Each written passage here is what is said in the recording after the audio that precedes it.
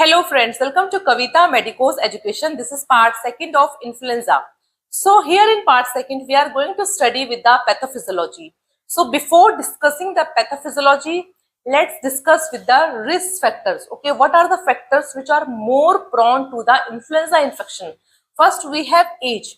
So influenza can happen in any age group, but especially in children who are less than 5 years of age and old people who are above 65 years of age, they are more prone to influenza infection. Next, occupation and living condition. If you are working in a crowded area or there is an unsanitary condition and there is poor ventilation facility, then there is more chances of spreading the influenza virus. Next, we have weakened immune system. If your immunity is already weak, okay, you are not having a good immunity, then it will not able to fight with the influenza virus. Next, we have chronic illness. So people who are suffering from diabetes, COPD, asthma, HIV or cancer, they are more prone to other infection also. Next, we have pregnancy. So in pregnancy, influenza can happen. So let's discuss with the pathophysiology of influenza. So before discussing the pathophysiology, let me explain you about the structure of this virus. Okay. So in the inner or in the middle of this virus, you can see there are single-stranded RNA. Okay. So virus contains genetic material which are single-stranded RNA, and this virus is covered by lipid bilayer. Okay. And on the surface of this virus, okay, just listen carefully. On the surface of this virus, there are two proteins. Okay, there are two surface protein. First, the red one is known as hemagglutinin. Okay, hemagglutinin I have marked with the red. Okay, that is denoted by H or HA. Next protein we have neuroaminidase, that is denoted by letter N or Na. Okay, so it have two proteins, hemagglutinin and neuroaminidase. So now let's come to the pathophysiology of influenza. So influenza virus enter nose or mouth. So we all know that influenza virus enter through the nose or mouth. Okay, if you are inhaling the virus from the ear, okay, or if you are touching any contaminated surfaces and then accidentally you are touching our nose, eyes and mouth, okay, then this virus will go into our respiratory tract. Okay, suppose if any person have cough, sneeze or talk and we have inhaled the influenza virus, then it will go into our mouth, it will go by our nose and mouth into our respiratory tract. So virus attached to respiratory cells, nose, throat, lungs by special protein called hemagglutinin. Now virus will attach to our upper respiratory tract. Okay, mostly it will attach to our nose, throat and lungs epithelial cells. Okay, now virus is attaching to our epithelial cells of our respiratory tract by a special protein that is known as hemagglutinin. Okay, now you understood what is the role of this hemagglutinin. So this hemagglutinin protein helps the virus in the attachment. Okay, so this virus attached to our respiratory epithelial cells by a protein known as hemagglutinin. Okay, this protein helps the virus in the attachment.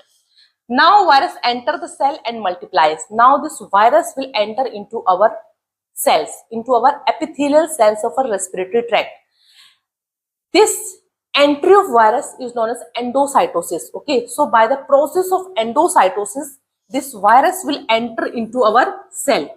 That is known as endocytosis. Okay, so now the virus will release its all genetic material in the cytoplasm of the cell, and this genetic material will go into the nucleus of cell. Now our own cell, okay, now virus will use our own cell complex or machinery for its new virus formation. Now what virus is doing? Virus is entering into our epithelial cells and it have released its genetic material in the cytoplasm. This genetic material will go into the nucleus where there will more viral proteins and more viral particles will form into our nucleus. Virus is using our own machinery, our own cell for its new formation. Now more virus and more virus particles will multiply there, new virus will form. New viruses burst out and spread to new cells. Okay, now when the new virus will form, they will detach from our epithelial cell. Okay, they will burst out and they will come out from our epithelial cell by the help of neuroaminidase. Okay, this neuroaminidase is helping the virus in coming out from our epithelial cells. Okay, it is separating the virus from the damaged cell now. So the virus will burst out from our cell and they will infect the new healthy cells of our body, and the damaged and destroyed cells will go into apoptosis process, will go into cell death process. So virus is using our own machinery. It is forming more viruses particle, it is forming new viruses, and it is bursting out from our epithelial cells, and our epithelial cells or respiratory tract cell will get damaged and destroyed. Okay. Now, what happens? Our immune system will fight back. Now, our immune system will get to know that there is some problem in our body, and this immune system now detects a virus and it will fight back. So, there is a fighting between the virus and between our immune cell. Due to this fighting mechanism, the patient will have signs and symptoms of influenza.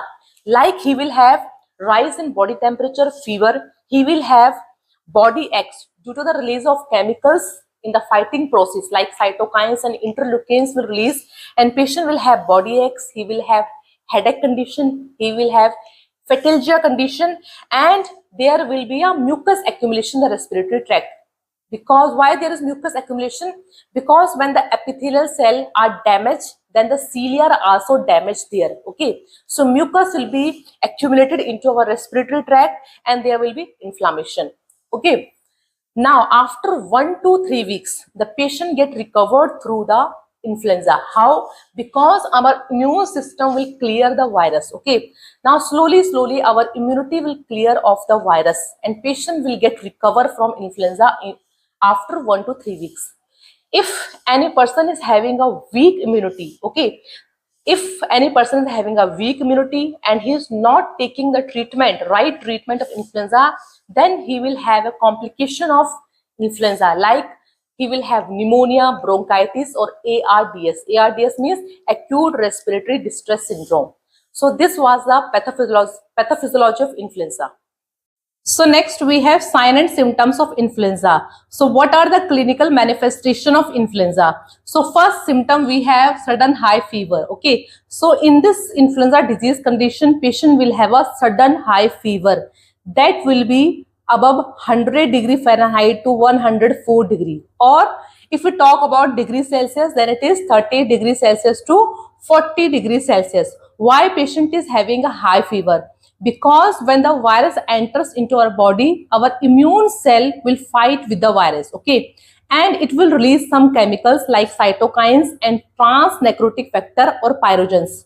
So due to these transnecrotic factor or pyrogen, patient will have a fever condition.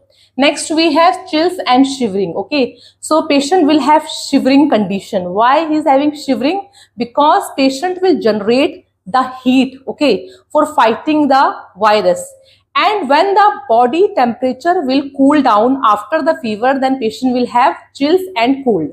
Next we have headache due to increased body temperature and dehydration. So patient suffers from frontal and temporal headache. Why? Due to the fever disease condition and due to dehydration in his body, patient will feel severe headache. Next we have myalgia. So myalgia means there is a muscle pain. Okay, due to the release of cytokines and chemicals, these chemicals affect the muscles and joint of patient, especially of back, legs and arms. Okay, so patient will have a severe muscle pain. Next we have fatigue and weakness. Okay, why there is fatigue? Because our immune cell, our body energy is fighting with the infection. Okay, so patient will have a fatigue condition. He will have weakness due to the disease condition. Okay, and this weakness and fatigue can go up to many weeks. That is also known as post-viral fatigue or recovery period of influenza. Next we have dry cough. Okay, so here in influenza patient have a dry cough due to irritation and inflammation in the respiratory tract. Okay, so due to irritation, inflammation, patient will have a dry cough, and sometimes this cough can convert into a productive cough or into a wet cough if any other secondary infection comes, like bacterial infection. Okay, if any bacterial infection comes, then patient will have a productive or phlegm cough. Next, we have pharyngitis. Pharyngitis means there is an inflammation in the pharynx region. Patient will have a sore throat. He will have pain, swelling, hoarseness. Okay. So, due to the irritation, inflammation in the pharynx region. Okay. The pharynx will get inflamed. That's why the patient will suffer from sore throat condition. Next, we have nasal congestion and runny nose. Sometimes patient have symptoms of common cold. Okay, like patient will have a congestion in nose, he will have runny nose due to the inflammatory response of our body. Okay, due to the inflammatory response of the immune cell. So, and sometimes the nose vessel, the vessels which are present in our nose, they get dilated. Due to the dilation in vessels, the patient will have a runny nose condition.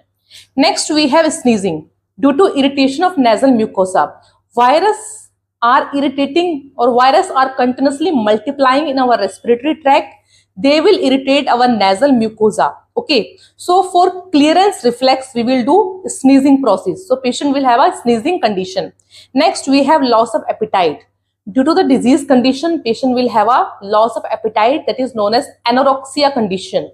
Next, we have nausea, vomiting and diarrhea. These symptoms are seen especially in the children who are less than 5 years of age. Okay, so in children who are below 5 years of age, the virus affect their GI system or gastrointestinal system. That's why the children have nausea, vomiting and diarrhea feeling. Next, chest discomfort and tightness. Okay, so there will be chest discomfort due to the coughing process or due to the coughing reflex of our body. Patient will have a tightness or fatigue and tightness in his chest. Next, we have red and watery eyes. Okay, so the patient will suffer from, sometimes patients suffer from conjunctivitis. Why? Because this flu can also irritate the mucous membrane of our eye also. So patient will go through conjunctivitis, like he will have red, swollen and watery eyes. Next, we have swollen lymph nodes. So lymph glands in the neck may be swell due to the inflammation and irritation of virus. So next, we have diagnostic evaluation of influenza. So how you will do the diagnostic test for the influenza? So first, we have clinical diagnosis based on symptom. Here we are observing the patient. Okay, we are checking the sign and symptoms in the patient. Like, if patient is having any fever, cough, okay, dry cough or runny nose. So you will check all the sign and symptoms in the patient. Next, we will check the contact history. Is patient recently come in a contact with a infected person? And next, we will do seasonal pattern. Seasonal pattern means in which season the patient is coming more. Okay, mainly the influenza outbreaks happens in winter season. Okay, if there is a seasonal outbreak and patient is coming, it means the patient may be suffering from influenza.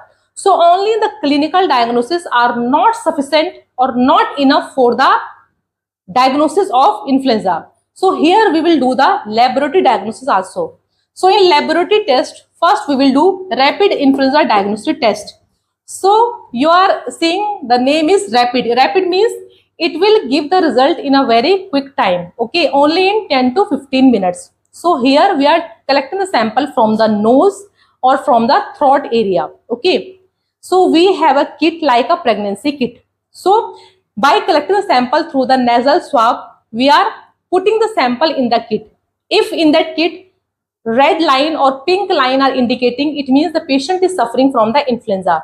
If one line is pink and one line is dull pink, it means recently patient is in recent period patient is suffering from influenza. He have a recent infection.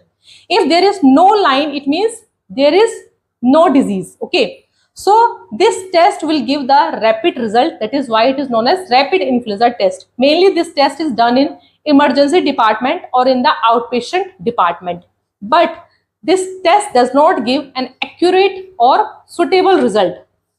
Next, we have rapid molecular test. Okay, so here in rapid molecular assay, we are checking the genetic protein or genetic material of virus, that is RNA. So we are checking the genetic protein or genetic material of virus by nucleic acid amplification process. So this test will give result in very quick time, mainly in 30 to 45 minutes, and it will give accurate or suitable result, okay, which are 90% accurate. So through the molecular assay test, we can also check the subtype of influenza A and B. So next we have reverse transcriptase polymerase chain reaction, that is also known as RT-PCR.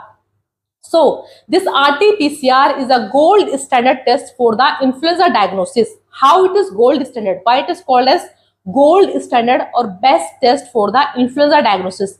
Because this test will give the result 95% accurate, okay, and result are also very quick. Mainly the result come after 4 hours to 24 hours, okay, within a period of 4 hours to 24 hours, okay. So here again we are collecting sample from the nose, from throat, or from the pharynx region. So in this test we are checking the genetic material of a virus, and through this test we can also check the subtype of influenza A and B, okay, which influenza subtype is present. So it is known as RT-PCR test. Next we have viral culture. So viral culture basically is done for the research purpose and for the surveillance purpose.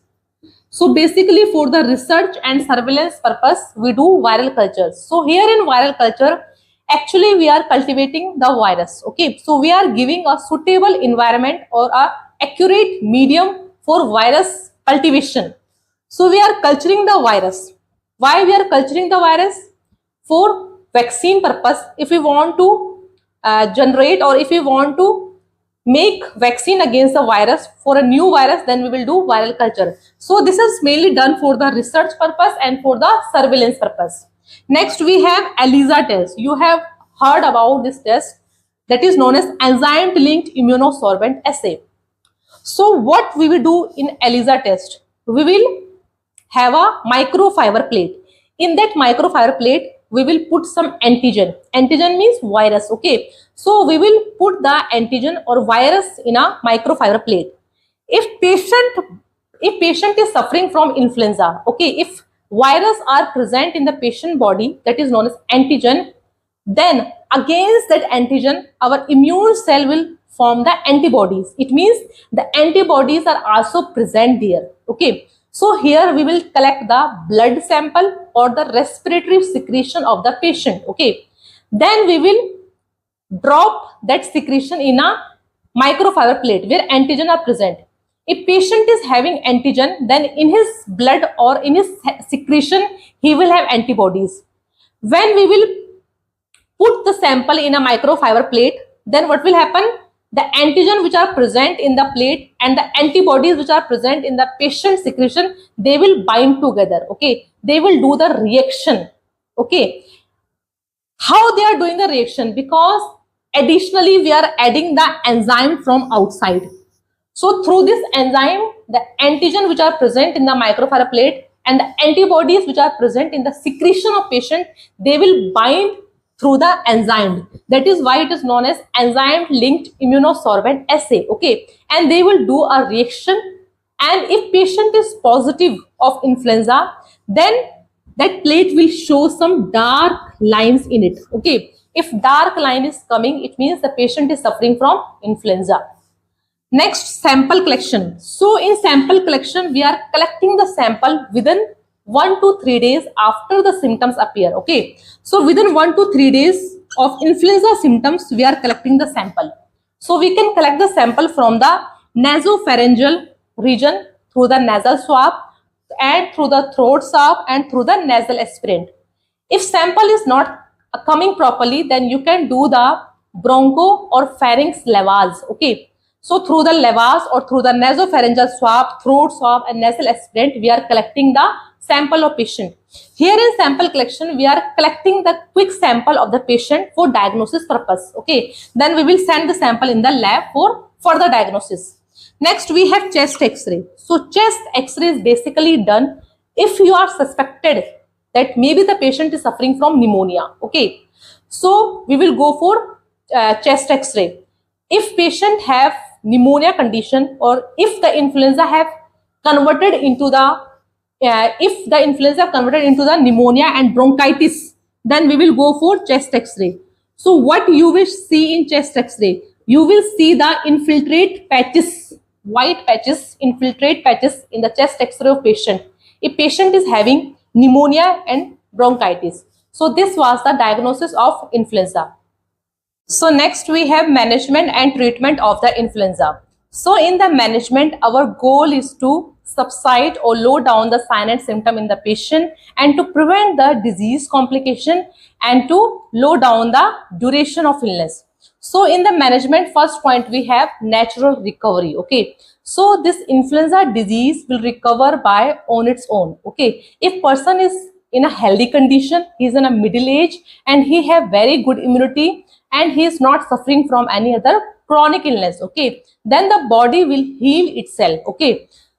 This recovery will take place within 1 to 4 weeks, okay. Body will heal or body will fight with the virus by itself if person is having a very good immunity. Next we have plenty of rest, okay. So rest is needed in the influenza disease condition. Why? Because in the resting phase our immune cell will fight with the virus, okay, and in the resting phase our immunity get boosted up. Next we have annual influenza vaccination. So annually flu shot are needed, okay, and these vaccinations are in an inactivated form, means in a dead form or in a live form. So why we are taking annual flu shot, why we are taking yearly shot?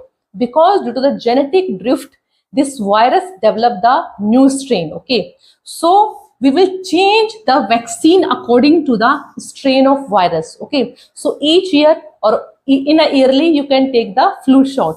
Next we have frequent hand washing, okay. So hand washing is important.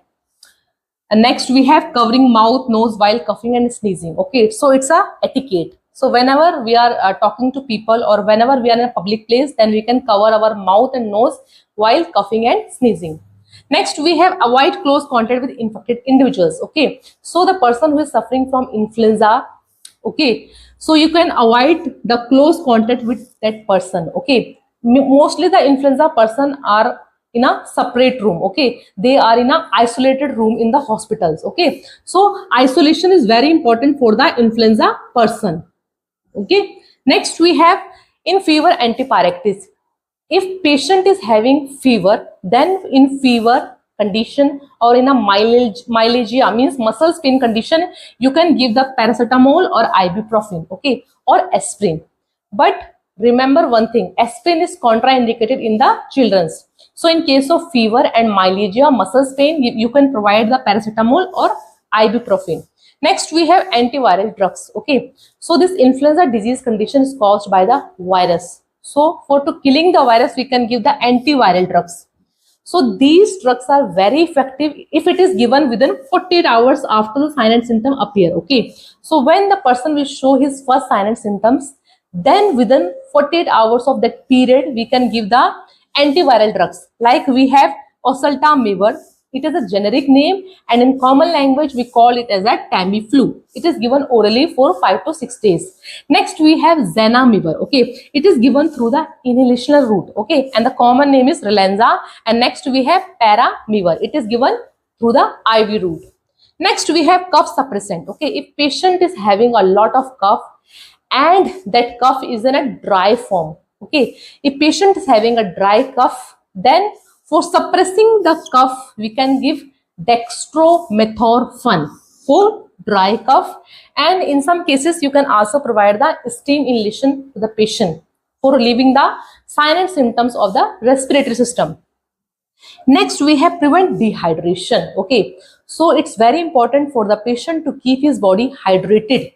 So for hydrating the body, he can drink a lot of water, okay, in a form of orange juice or lemon juice, okay, or normal water, and he can take a soup also. Next we have balanced diet to support immunity. So it's very important to give light weight or light diet to the patient that is in a balanced form for boosting our immunity, and teach the patient to skip or avoid the smoking and alcohol. Next we have treat bacterial infection.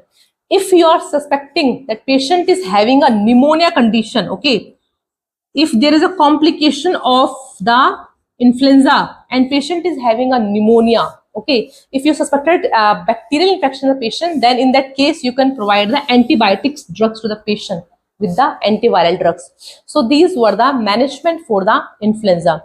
Friends, if you found this video a little bit helpful for you, then please like, share, subscribe to my channel and hit the bell icon for more new notification. And thank you so much for watching my video.